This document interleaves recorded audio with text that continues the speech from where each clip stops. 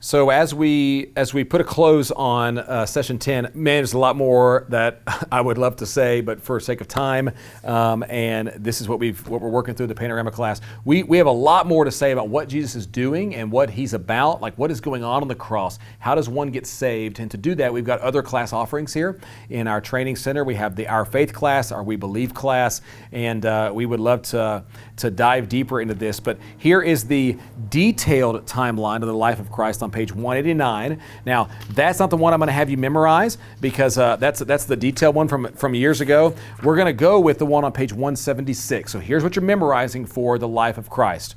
We have his birth, obscurity, rising popularity, increasing opposition, Passion Week, death, resurrection, and ascension.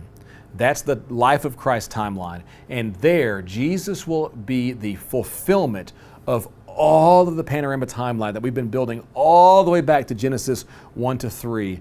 Jesus is the culmination of the story of Israel. He's the answer to the problem of sin. He is the victorious Lord and King. He is the one that we've been waiting for. He is the snake crusher. He is the third person masculine singular, the Mashiach, the Son of God. He is the Son of Man who sits on the throne of Yahweh. He's Yahweh come to visit his people. He is the one who defeats the super beast. He's the one who comes gentle on the foal of a donkey, Yahweh coming in flesh. Jesus is our Messiah King.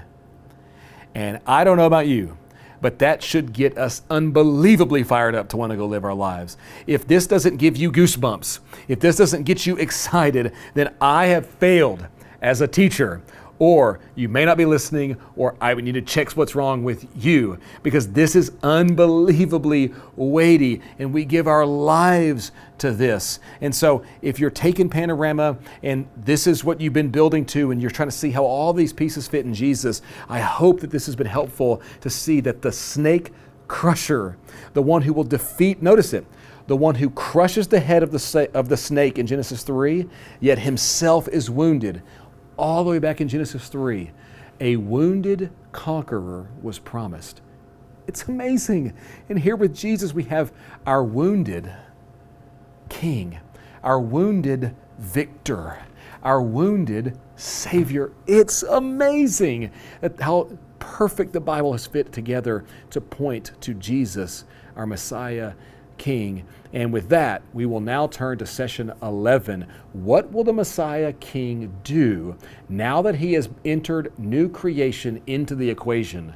That thing that he will do is called, he will now send the blessing out to the nations. The very thing the Bible's been trying to do the whole time, but he will do so through this new thing called the church. That's you and that's me. Let's look at the church age.